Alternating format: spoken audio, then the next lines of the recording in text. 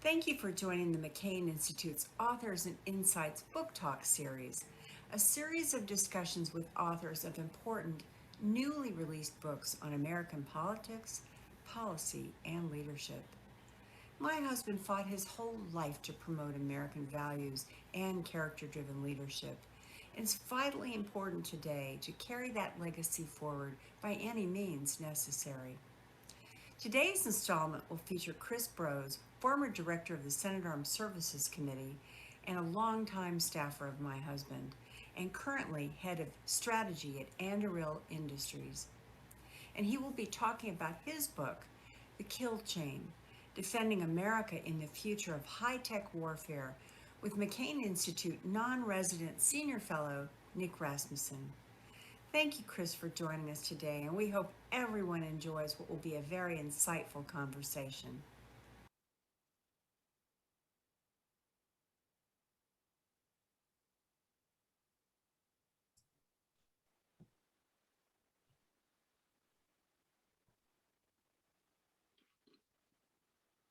Good afternoon, everybody. And first, thank you, Mrs. McCain, for that great introduction. It was great to see you on camera there. And I'd like to also add my words of welcome to another installment of the Authors and Insights Book Talk series presented by the McCain Institute for International Leadership. Again, as Mrs. McCain made clear in her introduction, this series interviews prominent authors of new books on American politics, policy, and leadership, with the idea of affirming the importance of character-driven leadership, as well as America's leadership today in the international community. And today we're very lucky to be joined by Chris Brose, author, but also head of strategy at Anduril Industries and formerly staff director of the Senate Armed Services Committee under Senator McCain. And Chris is here to talk about his new book, The Kill Chain, Defending America in the Future of High-Tech Warfare. And in that book, Chris argues how emerging technologies, particularly technologies with defense application, are contributing to deepening power struggles between the United States and Russia, as well as between the United States and China. So thank you, Chris, for joining the Authors and Insight series and for being with us here today.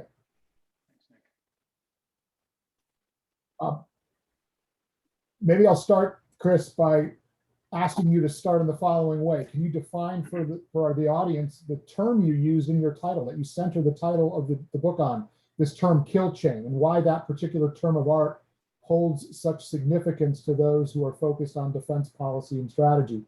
And maybe after that, could you lay out as succinctly as possible your statement of the problem, how and why it is that you feel we're headed in the wrong direction with respect to defense and technology, and how that has impact on our national security? Chris, over to you to get us started. Awesome. Well, thanks again, Nick, for taking the time, for hosting this, and for all of your service. And thank you to Mrs. McCain. It's always wonderful to see her and everything that she continues to do for our country. The term kill chain is a term that everyone in the military who works with and around the United States military is familiar with, but I think many outside of that world have never heard of. And really sort of succinctly what it means is it is a process.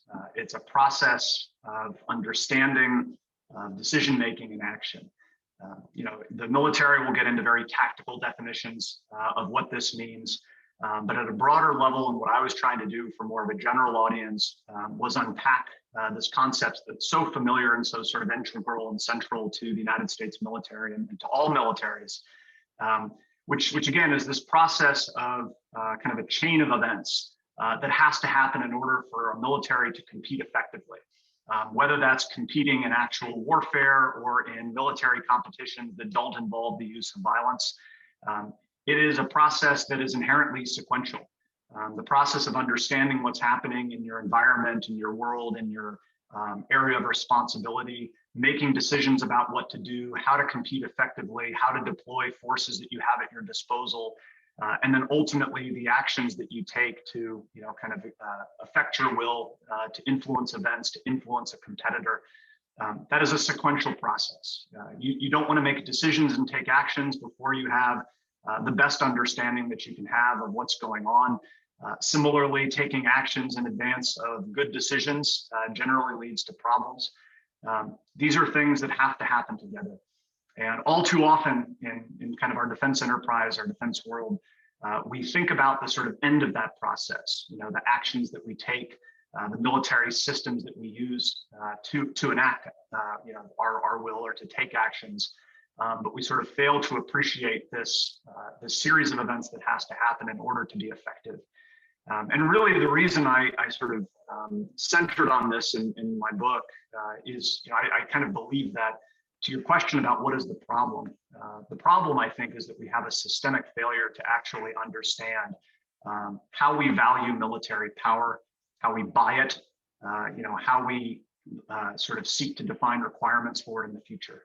All too often we focus on military platforms, systems, things that look good in parades, things you can put your hands on, things that are very tangible.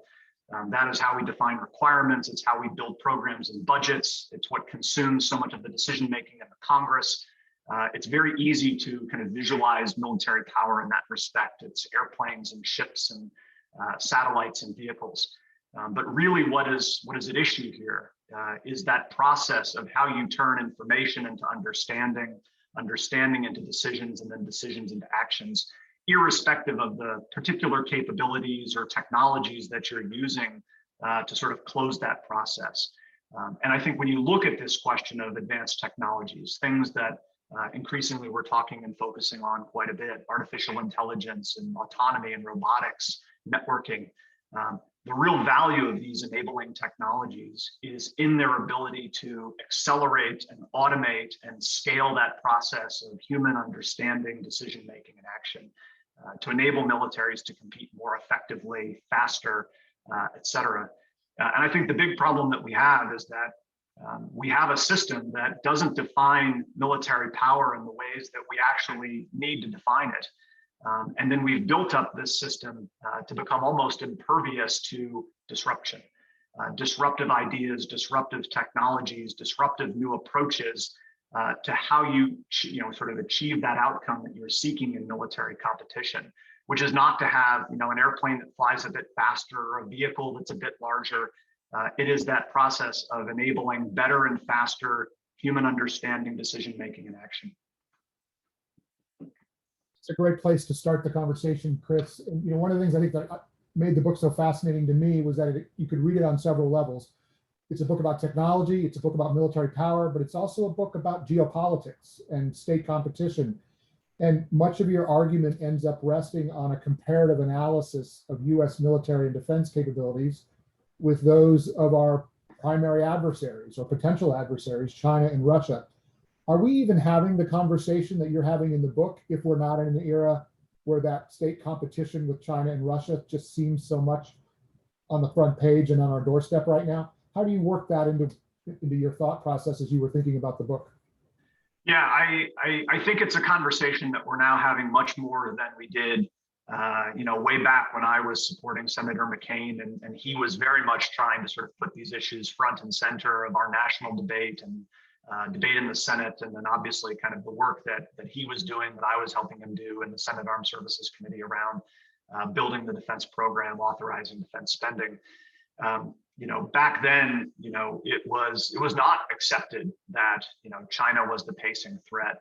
The sort of great power competition and militaries that were developing advanced technologies and capabilities was really the kind of organizing principle, or needed to be the organizing principle, of our defense strategy. And I think, as I recount in the book, I think there were sort of a series of things that happened where, the United States got mugged by reality. What Russia did going into Ukraine in 2014, what that sort of led kind of decision makers in Washington to focus on as far as the advanced military capabilities that Russia was showcasing in Ukraine every day. And then the inevitable focus that led to what I would argue is the much larger kind of manifestation of that great power competitor problem, which is China and the advanced military capabilities that China has been actively pursuing and building up for really a generation now. I think we're now starting to have this conversation much more so than back in 2011, 12, 13, 14, where people were absolutely talking about this. There was focus on it, but you had all of the exigencies of the day that were pulling us to focus on other things that were very important that we needed to focus on. And this sort of larger question of kind of great powers with advanced military capabilities just wasn't getting the attention that it needed. It wasn't getting the prioritization that it was required with respect to how we're thinking about American military modernization and advanced technology. And I think, really kind of the big thing to underscore here is back to this theme of disruption. The United States has been disrupted. We are being disrupted. We're being disrupted by these emerging technologies that have, absolutely changed our day-to-day lives and our commercial worlds and sort of overturned sector after sector of our economy, but largely left national defense, kind of untouched. But then we're simultaneously being disrupted by our competitors who have had very focused strategies, in the case of China, going all the way back to the end of the Cold War, not to do the same thing that the United States does, but to really kind of build up different kinds of capabilities and focus them on really denying and disrupting, kind of the underlying assumptions on which we've built the American military and planned to project military power. This has been a disruptive strategy on the part of China and to a lesser extent Russia. And I think it took us, far longer than it needed to really understand the kind of increasingly perilous position that we were, being put into, again, consciously by the strategies of our competitors. I think that we're now having that conversation. I think that we're now starting to put the right amount of kind of brain power and attention into answering the question of how do we respond and how do we change ourselves. We're doing it much later than we needed to. I still don't think we're doing it as sufficiently as we need to, but what do we say? The first step toward solving a problem is admitting you have one. So at least, we've gotten that far.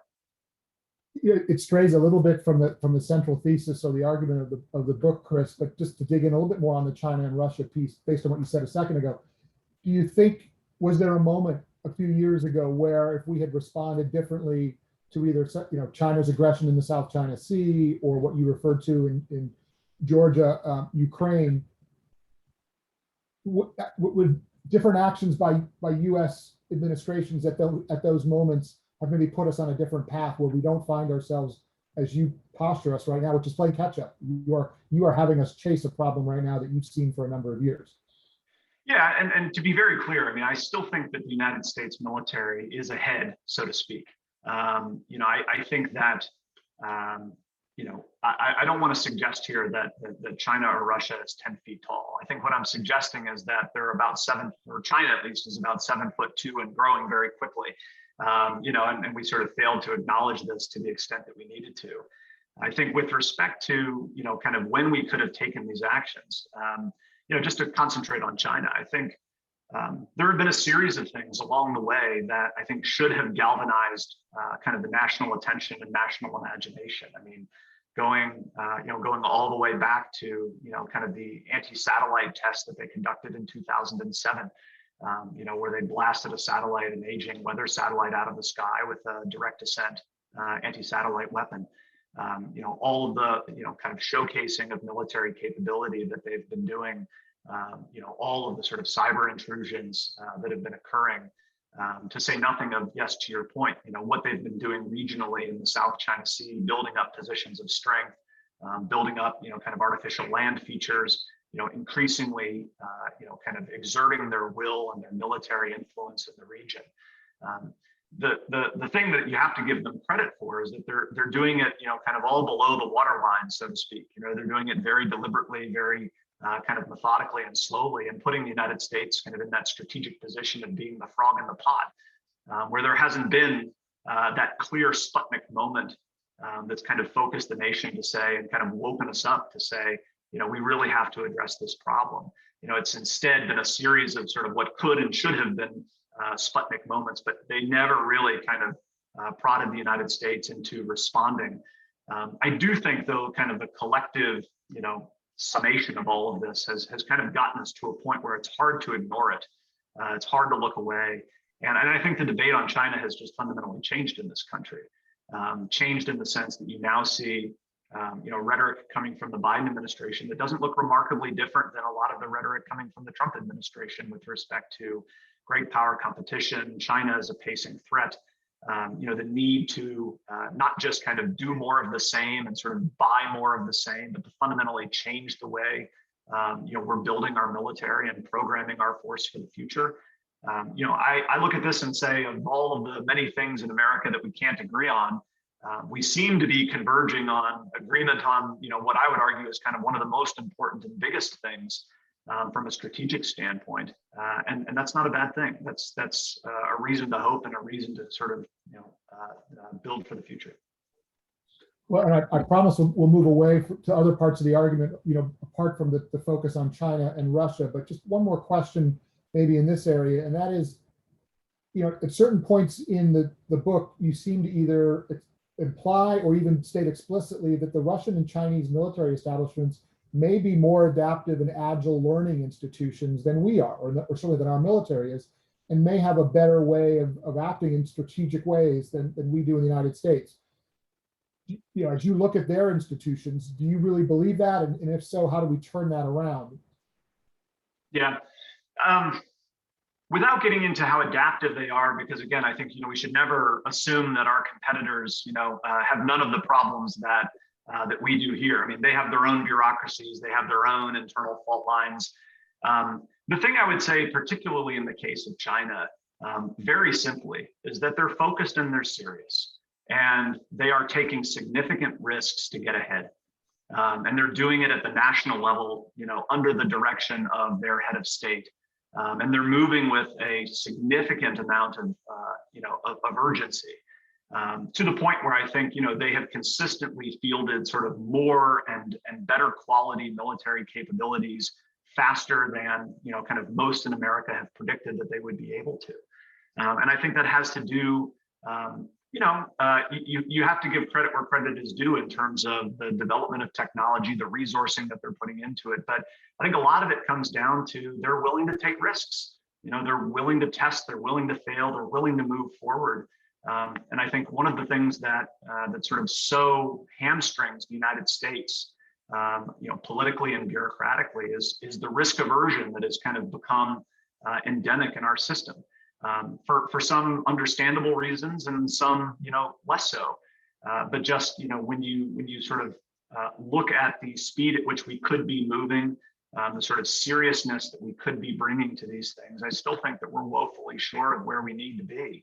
Because at the end of the day, I think they have accepted at the national level, at the sort of highest levels of their government, that they are in a strategic competition with the United States. They're playing to win.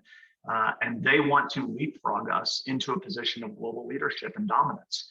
And they're making all of the resourcing and programmatic and sort of technological decisions to mobilize their nation and their state to achieve that outcome. I think we say a lot of the right things, but I think when you really kind of unpack it, there's still far too many things politically, bureaucratically, and otherwise that suggest that we just really have not become serious yet.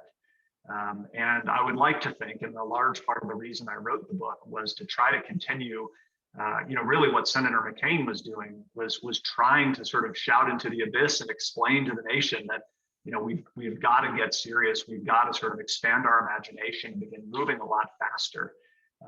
Lest, we have to learn this lesson the hard way through, kind of real crisis, which is not something that, I think we want to have to experience. But as a student of American history, all too often, unfortunately, I think that's how the United States has had to been galvanized into action in the past.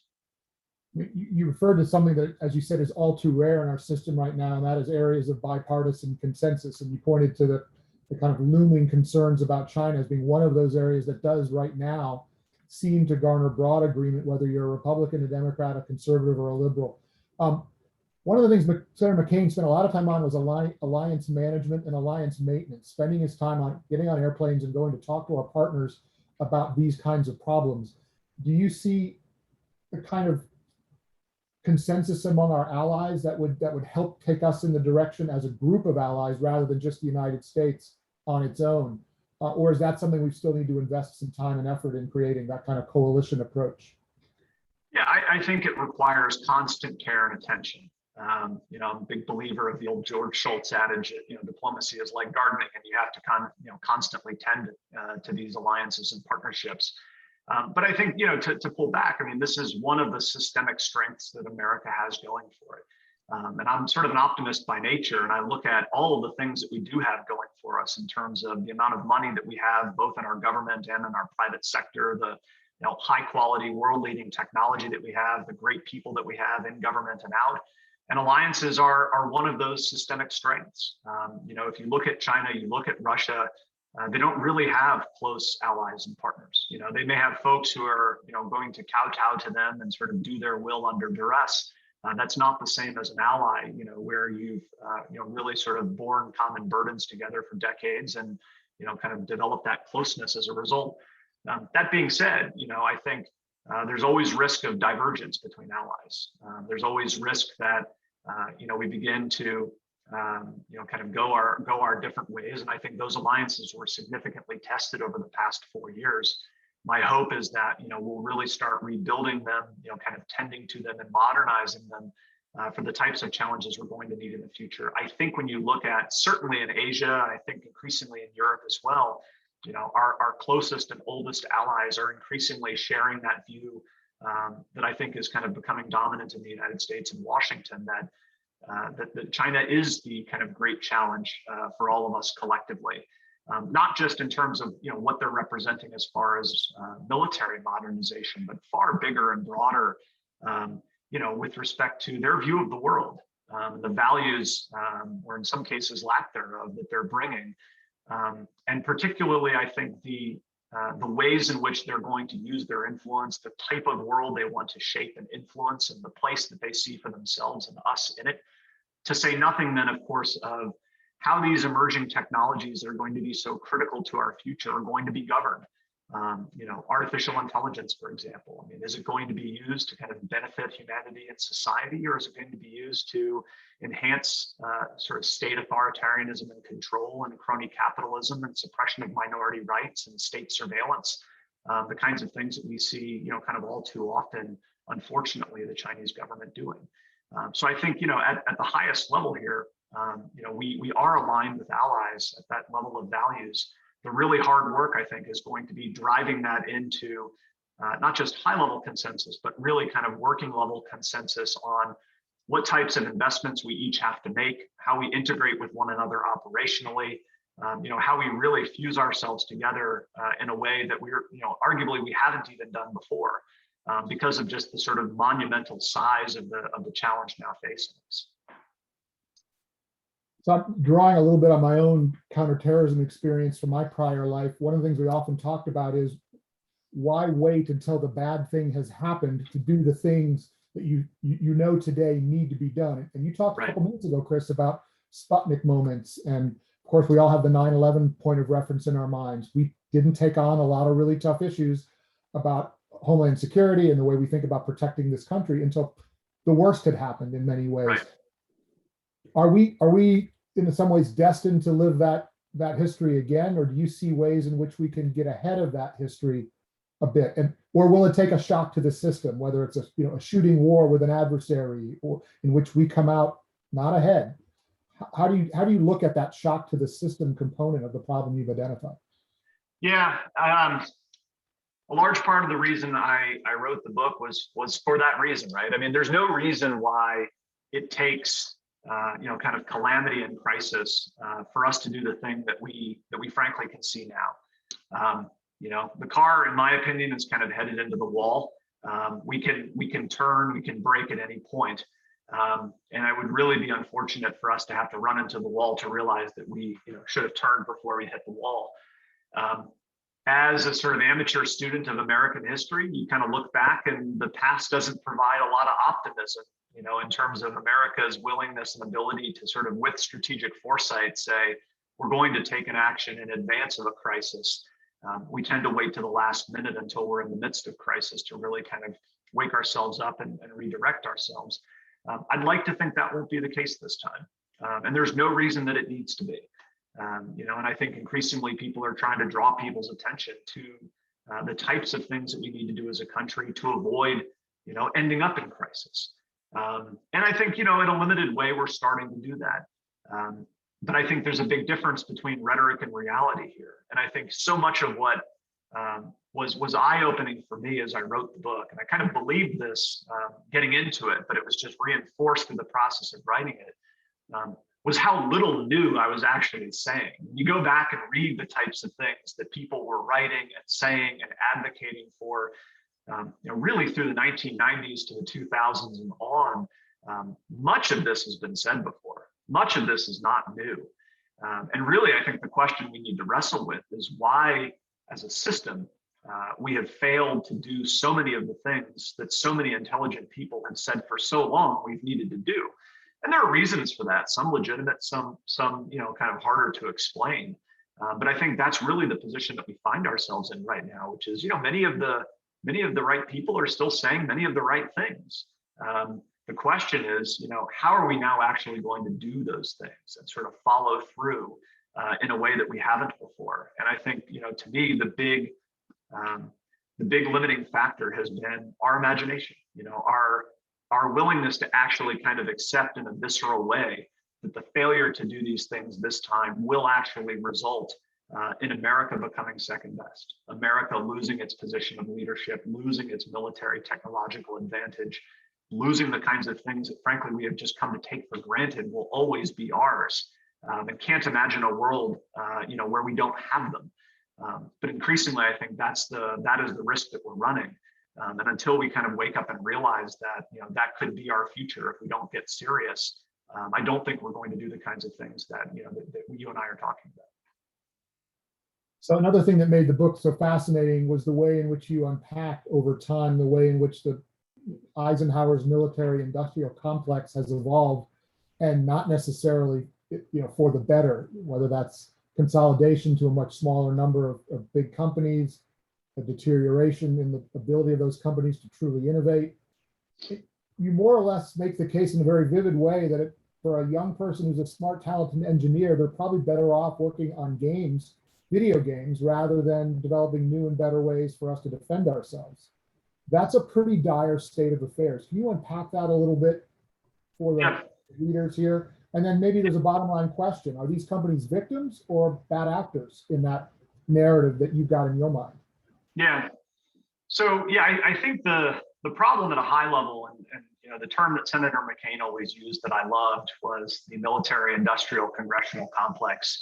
And that is truly the accurate way to describe it. I mean, our defense establishment, kind of how we define military power, how we buy military capability, is really an ecosystem, and it's an ecosystem that encompasses the Pentagon, all services, all branches, civilian and military. It encompasses the Congress, both houses, both parties, and then, all of the stakeholders outside of government, who have significant bearing on the decision-making of our government with respect to national defense, industry for sure, but all, a host of different other private sector groups and actors. And it is this, sort of tight-knit group that is our defense sector, is the sector of our economy that does national defense. And I think the basic problem can be summed up very succinctly, which is over the past few decades, sometimes consciously, sometimes unconsciously, we have made this sector almost impervious to disruption. When you look at the ways in which our kind of commercial world has changed, the way we move around town, consume information, books and music and the like, it's radically different than it was 10 years ago, to say nothing of 20. But all too often inside of defense, things are every bit the same that they have been, because the incentives have not been created for disruption. Disruption is not rewarded. And when I say disruption, I don't mean all too often we talk about innovation, and innovation tends to become doing incrementally better versions of the same exact things we've always done, just with incrementally better versions of the same things we've always used to do them. Whereas I think when we talk about disruption, we're talking about entirely new problems, entirely new solutions, completely alternative and disruptive approaches to those problems and tools and capabilities. Those kinds of things are not rewarded in national defense. All too often they're actually penalized. And what I've seen, certainly since leaving government, is the incentives just don't exist. So that if you have, the best minds in our country who are, world-leading technology developers in artificial intelligence and autonomy, who are coming out of the best educational programs in our country, these folks are going into advertising optimization and, cat facial recognition algorithms and things that I would consider to be less important than national defense. But they're not doing it because they're unpatriotic. They're doing it because it's a pathway to be successful. It's a pathway to be rewarded and fulfilled on a rapid timeline, where merit and disruptive ideas are actually rewarded. And they're not going into national defense because it's the opposite. Because over the past generation, there are literally two examples of startup companies or new entrants that sought to do national defense work and managed to make it to scale to become, kind of a billion or multi-billion-dollar company. That's not encouraging empirical evidence, when the commercial world is turning, dozens and hundreds, of kind of unicorn companies over in that same period of time. So, I think a lot of this has to do with the ways the system have been architected. This sort of very long, process of defining requirements for military power and building programs and budgets, so that it's a multi-year process to get from an idea to a technology. And most new companies just literally can't survive that multi-year journey. And there's no incentive for them to disrupt, the ways in which the, kind of military industrial congressional complex might otherwise be planning to proceed. The larger kind of traditional defense companies who I think do phenomenal work, and I'm not a hater on, those kind of traditional defense companies. To your question, I think they have become both the victims as well as the kind of exploiters of that system. They've learned to live within it, to optimize it, to refine it in ways that benefit them, even as they themselves understand all of the ways in which it's creating inefficiencies for them. It is creating disincentives for innovation for them. It's not rewarding things that they might want to do and think that they could do, because even if they went and did them, they have no confidence from the ultimate buyer of a capability that they might develop, that there would be a return on that investment. So, there's, it's a very complicated sort of, question here, but at the end of the day, I think it comes down to the fact that everywhere in our commercial world, there are incentives for disruption, which is why we keep getting better technology and better capabilities and sort of orthogonal solutions to problems that we never would have predicted on our own. But defense seems locked in the past.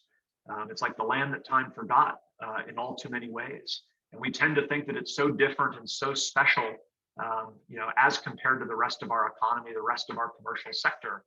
And in many ways it is, but not nearly to the extent that we've made it. In many cases, very consciously by design.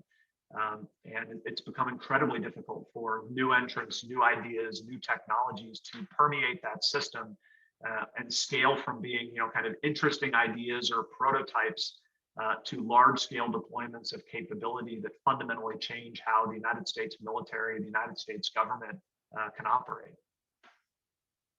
Well, as you yourself know, you wouldn't have been allowed to get off stage in any setting with Senator McCain without not just problem identification, but offering up some ideas about how you fix some of the things that you've identified as systemic problems. And I want to give you a chance to do that in a minute and just let you lay out what your kind of punchy prescription list would be for things you think that could begin to get ourselves on the right path here.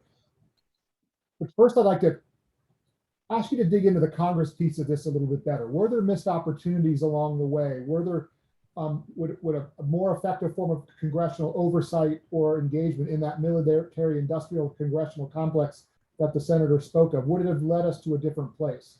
So I'll let you answer that and then ask you to spell out kind of your prescription list. Meanwhile, people in the audience, please start populating the Q&A with your own questions and answers, either in the chat function or by the Q&A function, and we'll get to those in a few minutes. I know there's already people who are very anxious to throw questions at Chris.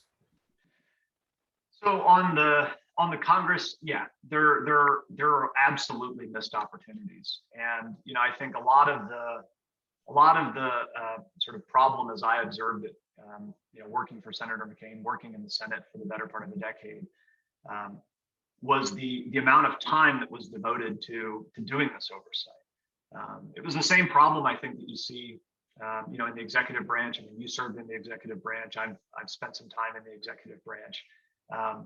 Everyone's always busy. The urgent is always urgent, and the important always tends to sort of take second seat. The things that we say are important tend to not get as much time, from the standpoint of senior leaders, decision making, kind of deliberation, as those 5 alarm fires, that are burning every single day. And I think that is still, I think, a lot of the challenge of the Congress, where you have committees, you have members with remarkable power, remarkable authority, and a remarkable vantage point to really kind of look across the enterprise and see the forest for the trees in a way that many people down inside of the executive branch just don't have that perspective. And they have awesome authority to build budgets and deploy resources and fund the things and sort of drive forward the types of solutions that the Department of Defense may miss.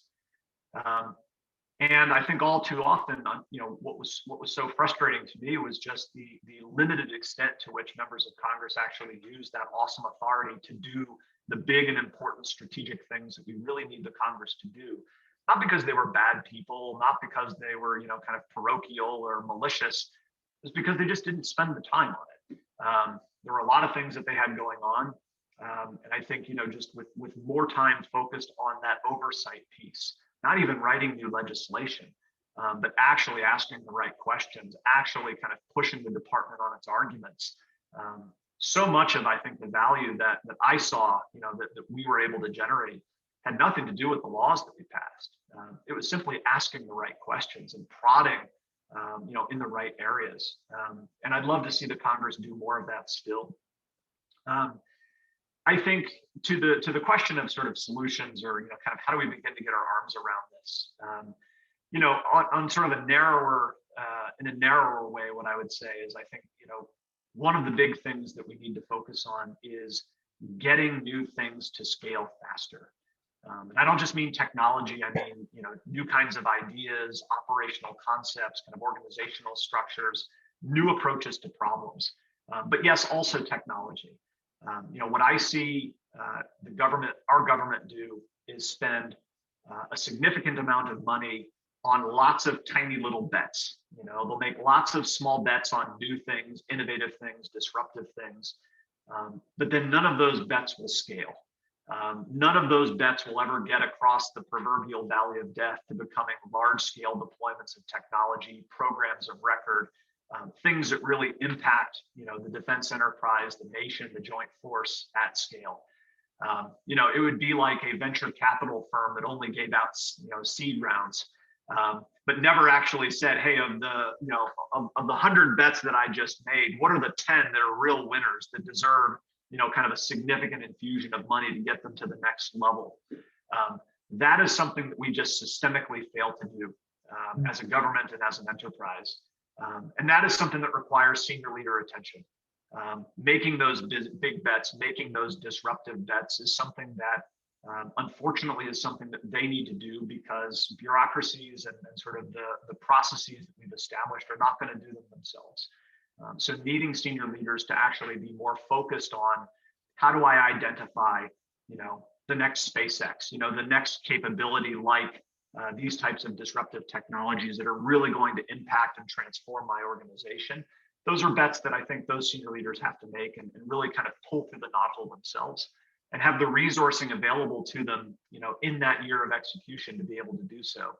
And that's an area where I think Congress has arguably done more harm than good as far as hamstringing the ability of our executive branch to move fast, to make big bets at the time that it's relevant. I think more broadly, the answer to your question is we have to create the means of disrupting ourselves at a time where we are being disrupted by the threat and by technology. We have to be capable of generating disruption to ourselves, to our own system. And I think a lot of that tends to come down and focus on the acquisition system. And the acquisition system, the defense acquisition system, deserves most of the blame that it gets. But I would argue that the problem is actually bigger than that, right? I mean, in advance of even acquisition, you have the definition of requirements, which is itself, a cumbersome multi-year process where you take, people like you and me with our imperfect powers of foresight and ask them to predict what kinds of technologies they're going to need in 10 years from now. And you can imagine that their ability to do that well is about as effective as my ability to predict what kind of a mobile device I'm going to have in the year 2030. But we make massive $100 million, multi-billion-dollar bets every single year, trying to make predictions on the future and just wildly unrealistic timelines. And then turning those into very large programs with very large budgets and then very long acquisition processes to try to deliver them, such that by the end of it, if you're fielding anything at all, more often than not, you're fielding old capabilities. You're fielding things that have become overtaken by events, overtaken by technology. So I think what I'd love to see us do is actually say, look, how do we disrupt this systemically by actually creating real competition? So much of the reason things have gotten better, technology has gotten better, other things have gotten better, disruption has been incentivized outside of national defense is because there's been a ruthlessly competitive environment and winners have been rewarded. And we just don't see that often in defense. You have a very consolidated market. Disruptive capabilities are not rewarded, and winners are not selected, kind of on a regular basis. I would love to see us pick a couple of areas of capability where we can just do this totally differently and set up real competitions on a yearly or every other year type of a basis where you can compete out new solutions in the real world based on a level playing field and common performance. And to the winner goes the spoils. And whoever wins this year shouldn't get fat and lazy and happy because we're going to come right back out again and do this next year. And you're now starting to, if you were to do that, you're now starting to create real incentives for disruption. You're starting to push the burden of research and development money onto the private sector because you're now rewarding those kinds of internal investments rather than kind of penalizing them unconsciously. These are the kinds of things that I think would be beneficial. As far as not making the defense sector exactly like the commercial world, because it's never going to be like the commercial world. But I think we could do a much better job of creating new markets for capabilities inside of the defense sector that function a bit more like the ways that are familiar to us, with real competition and multiple competitors and regular kind of bouts to compete and outcompete and disrupt one another, and rewards that are made or awards that are made on a much more regular basis. So we're getting some really good and thoughtful questions in the chat functions in the Q&A box. So I'm going to pivot right to them. One of our attendees, Ralph, asks about DARPA and said that DARPA has traditionally been a source of outside the box ideas in the military tech space, often with success. How do you build on that, or do you accept the premise of the question that DARPA can be a contributor to this solution? Yeah, I would accept the premise a little bit. I'd challenge it a little bit. DARPA does phenomenal work. And there's a lot of work that DARPA does that DARPA can't talk about, shouldn't talk about. And that work is even more phenomenal. I think a lot of the problem that we see in the challenge that I would point out, with the DARPA, but also with, I think, our defense laboratory enterprise more broadly, the service laboratories, is that not enough of the capabilities that are being developed are transitioning and becoming deployed as part of larger scale programs. Many of them shouldn't. Many of them are interesting ideas. We tried a thing, didn't work out so well. No harm, no foul. It was better off to have tried. You fold it up and move on. But I think a lot of the problem becomes that if there's not a mindset that the things that we are developing are tied to real urgent operational problems, and we need to solve those problems in an urgent way. We need to deploy disruptive, advanced technological solutions quickly and get them to scale. What I see all too often in the laboratory enterprise, is we're doing science projects. They're interesting, they're fulfilling. We're kind of pushing the boundaries of science, but they're not transitioning into actual military capabilities and programs of record, those kinds of things. That's, I think, something that we need to do a better job of as we kind of audit this enterprise, especially as defense spending is going to flatline, if not turn down. We're just going to have to be much more judicious about how we're spending our money. And we're going to have much sharper standards on what kinds of advanced technology development programs we're starting inside of a DARPA or inside of another one of our defense laboratory enterprises. And it needs to be much more ruthlessly aligned toward, is this something that is just going to have the potential to really just disrupt at scale how our competitors are thinking, operating, fielding capability, and really put us in a significantly improved competitive kind of position. So yeah, partly accept the premise of the question, partly would say, I would love to see that transition success, that sort of batting average in a DARPA and in a defense laboratory enterprise more broadly, a lot higher than what it has been, in recent decades. Well, that's a great answer, because again, so much of that does go on behind the curtain, as you say, and there's a tremendous amount of innovation that is there, but unless it translates into capability, as you say, it's a science project in some cases, and it can only take you so far. Chris, I think most Americans would take as an article of faith that we have the best trained, best equipped military in the world. And again, you're not arguing that premise. You're just talking about, in a way, the trajectory that could take us to a place where that isn't the case.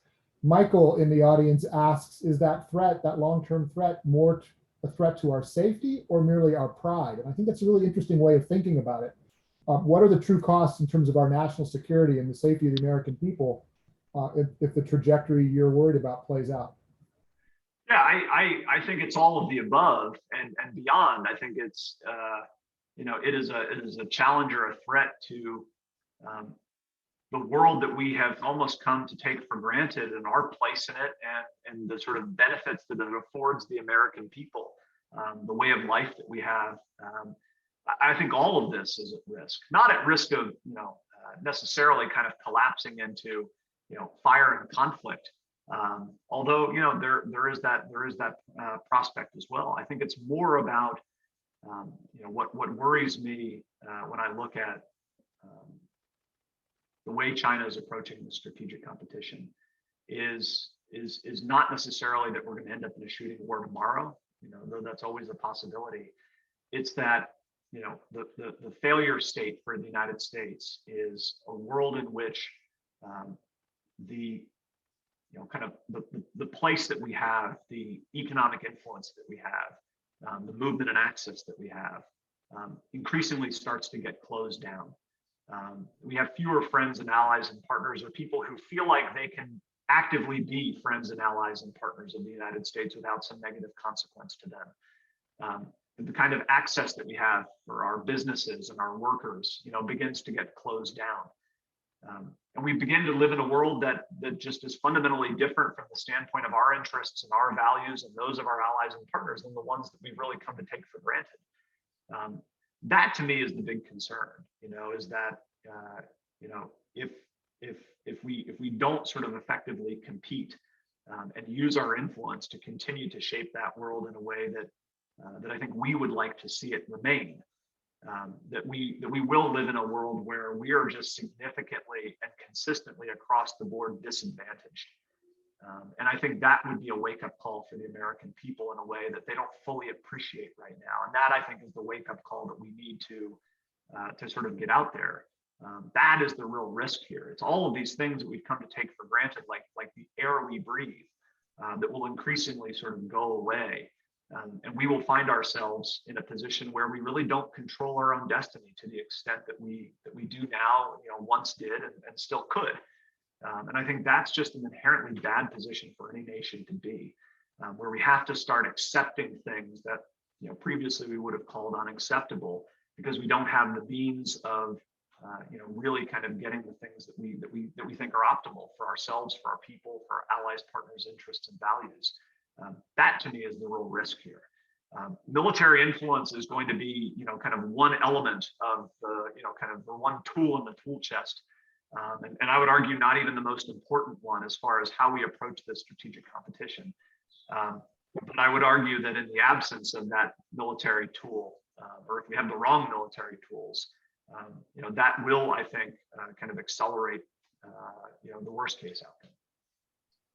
So Steve from the audience asks a question that you should be uniquely qualified to answer, and that's about a 2-year authorization cycle and whether we'd be better off in the world that you're painting with an NDAA with a 2-year authorization cycle. Would that put Congress in a place to do better more incentivized, focused congressional oversight by allowing things to let legislative action demonstrate whether the prior year's legislation was actually giving you the results that you wanted before being tweaked again with the next NDAA. How do you think about that as a structural reform? Yeah, there are benefits to it in the sense that it would create more time for oversight. It'd create more time to really dig into these questions in a more substantive way. I think the thing that would really be harmful about it is you're assuming that you're going to, kind of authorize resources and lock the defense program down on a 2-year cycle, where you're going to be making decisions now about things that you think are going to be true, in the year 2023 or 2024. So I would argue that if that's a direction that, decision makers wanted to go, they're going to have to provide a lot more flexibility to the executive branch as to its ability to start new programs, move money around to meet new priorities, new challenges, opportunities.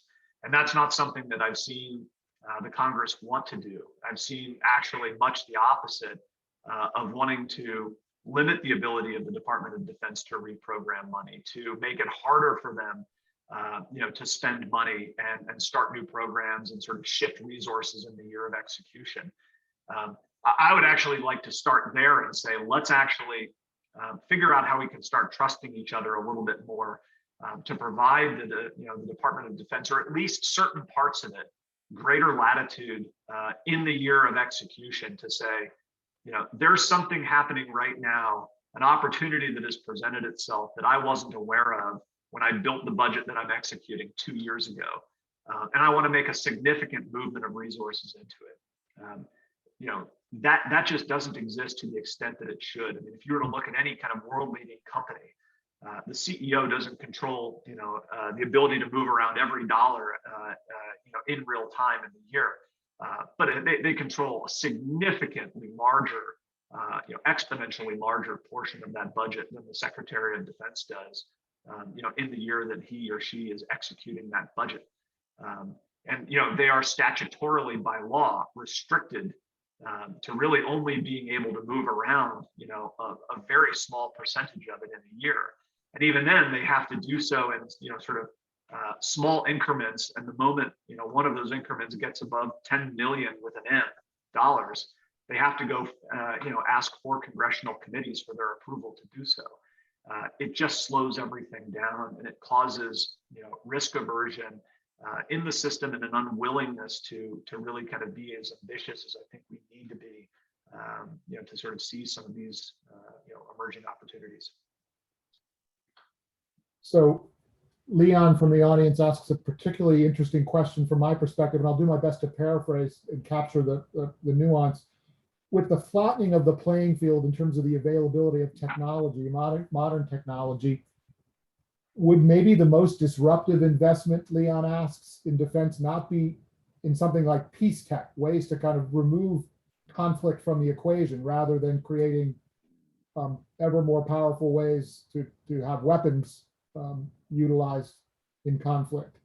It's an interesting thought as you think about, beyond nation state conflict with other forms of conflict that we see. Any thoughts on technology aimed more at peaceful outcomes? Yeah, I mean, I think it's certainly something that we should be thinking about, and certainly something we should be looking for opportunities to kind of deploy. I'm not sure exactly, what he has in mind as far as what examples of those technologies or capabilities would be. I guess the main thing that I would put on it is, and this is something I try to underscore in the book, when we're talking about what are we actually spending our dollars on inside of our defense budget, really all too often, I think we're focused on buying inputs. We're buying individual platforms and individual military capabilities. And the real answer needs to be, well, what are the outcomes we're trying to buy? And the outcomes we're trying to buy, I would argue, is not conflict. It's the absence of conflict. We're trying to buy deterrence.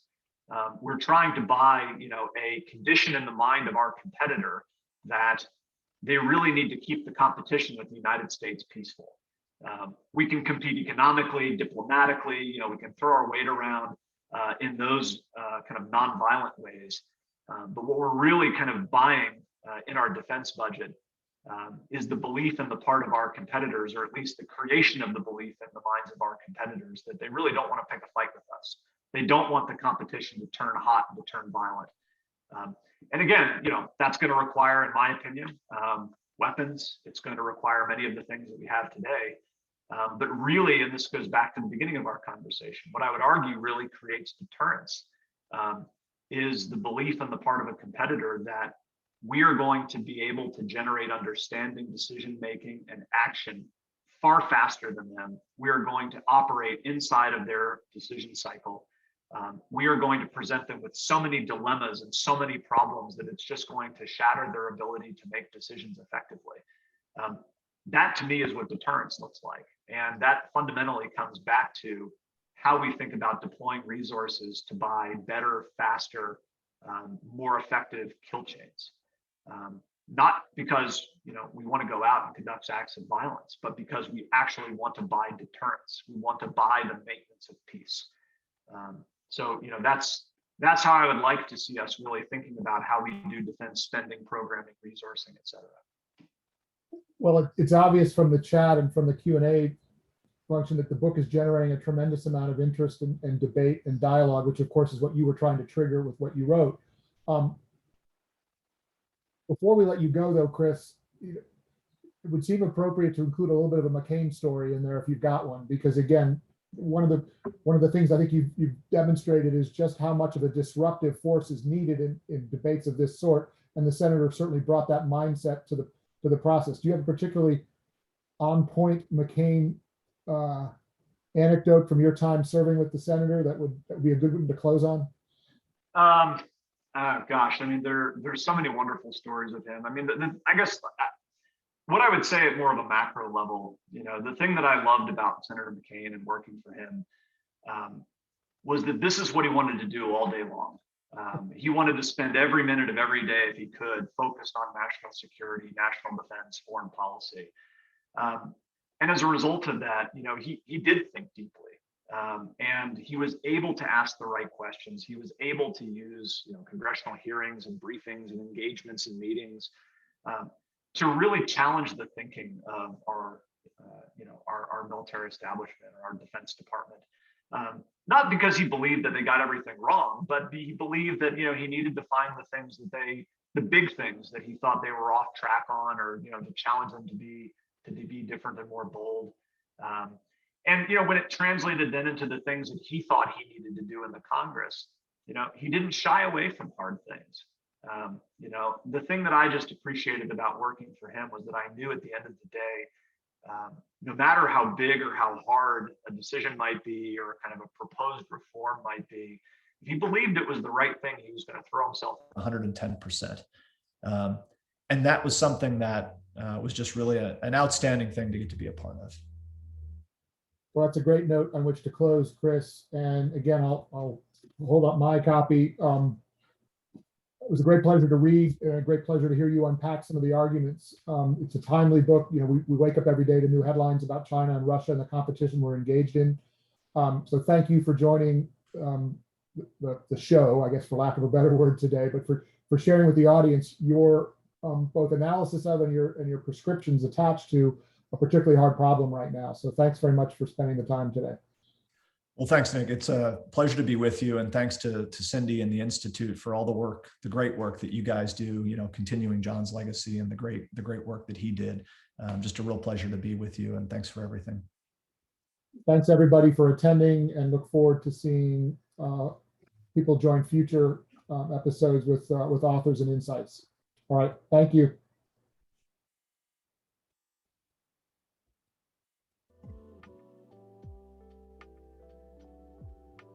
I guess I was actually supposed to mention and promote the next Authors and Insights on Wednesday, June 23rd, with a conversation between Tara Congerlu and John Decker on Tara's new book, Heartbeat of Iran. So please do join the Institute for that event on the 23rd. Thanks again, everybody.